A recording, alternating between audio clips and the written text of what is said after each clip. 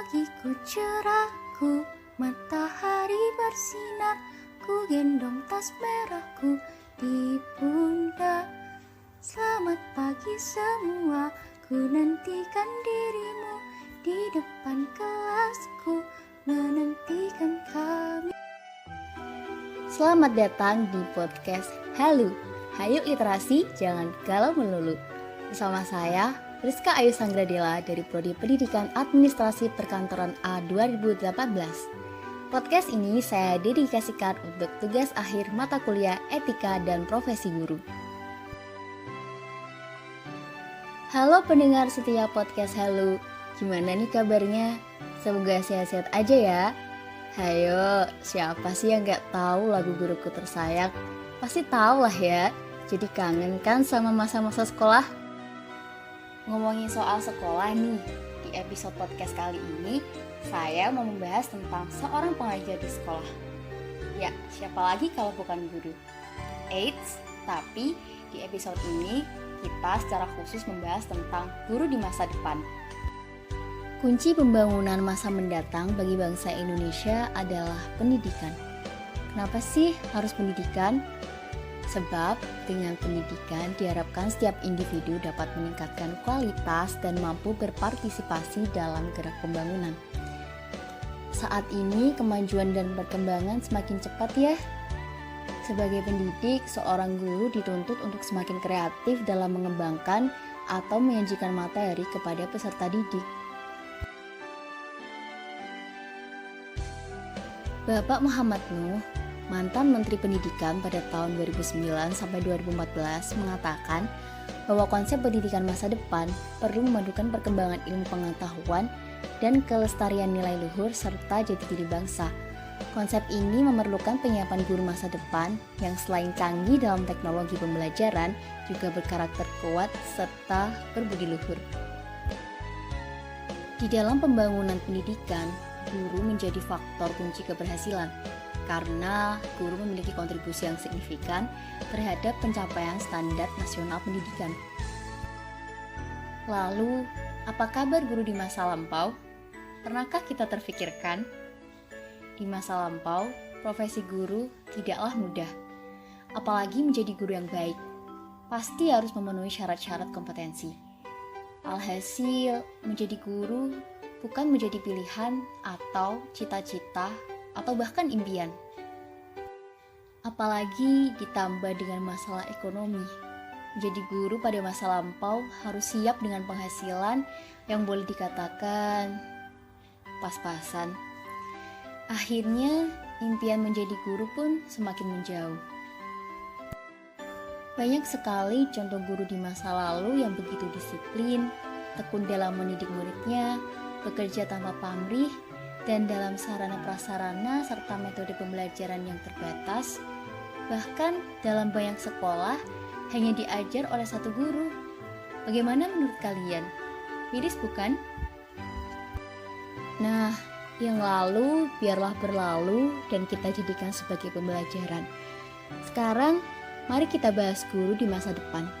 Di masa depan, guru dituntut untuk lebih profesional karena saat ini fenomena itu makin jelas terlihat di mana guru bukan lagi menjadi pusat pembelajaran, tetapi pembelajaran berpusat kepada peserta didik. Guru di masa depan bukan lagi hanya bertindak sebagai penyampai pengetahuan semata, namun lebih dari itu. Jadi, sosok guru harus mampu menciptakan peserta didik agar jadi pelajar yang tangguh, berintegritas tinggi, santun, dan mampu beradaptasi dengan segala perubahan. Oke, udah mulai panas nih pembahasan tentang guru di masa depan. Gimana kalau kita mengulik lebih dalam lagi ke salah satu guru di masa depan? Di sini saya mempunyai seorang narasumber yang bernama Bapak Sobah Mukorobin Dirjani, SPDI MSI. Beliau merupakan guru sejarah kebudayaan Islam di Madrasah Aliyah Negeri 2 Kudus. Oke, langsung aja nih kita pas tuntas tentang guru di masa depan. Saya Sobah Mukorobin Dirjani, pendidik di Madrasah Aliyah Negeri 2 Kudus, mapel sejarah kebudayaan Islam, berasal dari Padi, pendidikan S2 dari UIN Wali Songo, Semarang. Baik, langsung saja saya mulai ya Pak. Mulai dari pertanyaan yang pertama. Bagaimana menurut Bapak tentang guru di masa depan? Kemampuan atau keterampilan apa yang harus dimiliki oleh guru tersebut? Guru masa depan menurut kami adalah guru yang punya keterampilan di bidang digital dan creative thinking 5.0. Kemampuan keterampilan yang harus dimiliki seorang guru pendidik harus sebagai learning material provider, bukannya sekedar menyampaikan materi, juga menjadi uswah. Pendidik harus bisa menginspirasi peserta didiknya agar menjadi lebih baik, juga sebagai fasilitator, tutor, pendamping, dan pembelajar sejati, sehingga peserta didiknya menjadi lebih interaktif dan inovatif untuk mengikuti slogan pendidikan sekarang ini yang milenial adalah merdeka belajar. Pertanyaan yang selanjutnya, bagaimana cara guru tersebut mentransfer ilmu atau memberikan ilmu kepada siswa di saat pandemi seperti ini Pak, dengan melalui teknologi secara milenial? Cara mentransfer ilmu atau memberikan ilmu kepada peserta didik pada masa pandemi secara milenial yang telah kami lakukan selama ini adalah melalui provider yang sudah ada, melalui daring online, melalui e-learning, G-Form, ataupun yang lainnya, atau Google Meet, study from home, atau learning management system yang sudah terlaksana di madrasah atau sekolah-sekolah yang sudah memperlakukan secara online. Baik, saya lanjutkan pertanyaan saya ya Pak. Bagaimana sih Pak cara membuat pembelajaran yang lebih menarik dan tidak monoton bagi generasi milenial?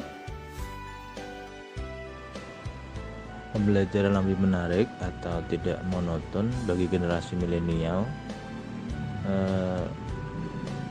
yang sudah kami lakukan di Madrasah Aliyah Negeri 2 Kudus melalui platform digital yang lebih inovatif, kekinian, dan milenial. Terkadang kami melakukan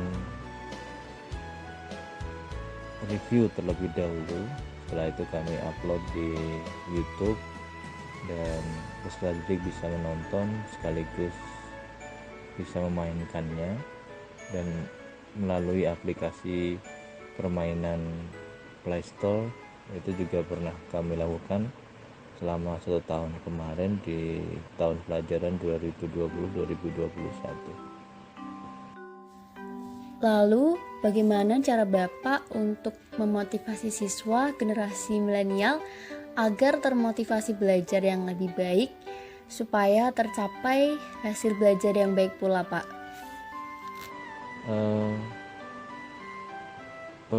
Generasi milenial supaya bisa belajar lebih baik atau lebih giat dalam belajarnya, kami ada 5 strategi untuk menciptakan generasi milenial yang lebih baik.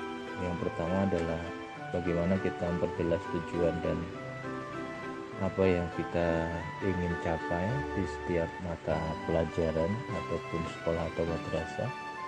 Dan yang kedua adalah metode atau kegiatan yang lebih menarik atau lebih inovatif.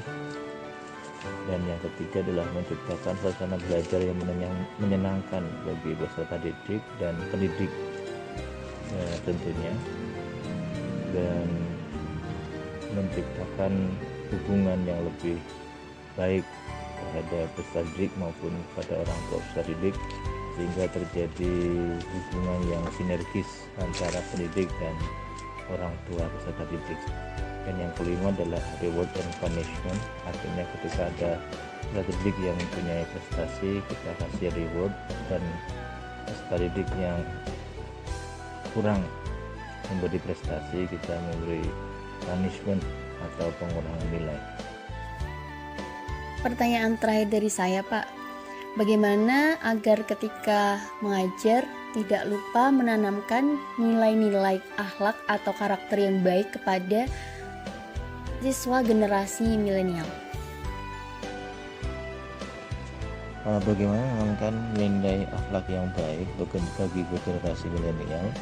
Kita sebagai pendidik seharusnya punya kontribusi terhadap akhlak peserta didik. Maka kita harus bersinergi kepada orang tua sehingga kita punya komunikasi timbal balik, sehingga peserta didik merasa diperhatikan dan tidak acuh, khususnya orang tua yang membiarkan anaknya keluar ketika daring ataupun yang lain sebagainya, dan mengecek selalu kegiatan peserta didik tetapi tidak memberikan pemaksaan, artinya lebih condong ke controlling, sehingga anak itu tidak merasa terpantau selama daring di rumah. Jadi menciptakan enjoyable atau menciptakan suasana belajar yang lebih enak, sehingga akhlak mereka akan terbentuk dikarenakan kebiasaan itu akan memberikan karakter yang baik bagi peserta didik ketika pembelajaran daring di rumah. Baik, saya pribadi mengucapkan banyak terima kasih kepada Bapak Sobah Mukarrabin Dirjani atas jawaban yang telah diberikan. Sangat membuka pikiran kita semua ya teman-teman tentang guru di masa depan. Wah, tidak terasa nih, sudah lama sekali kita berbincang-bincang tentang guru di masa depan. Sepertinya untuk episode kali ini saya sudahi ya. Takutnya nanti kalian pada bosen dengerin suara saya. Hehe, tapi semoga aja enggak ya. Baiklah, terima kasih untuk teman-temanku semua yang sudah mendengarkan podcast Halu di episode Guru di Masa Depan. Semoga apa yang kita perbincangkan tadi bermanfaat bagi kita semua ya. Terima kasih semua dan sampai jumpa.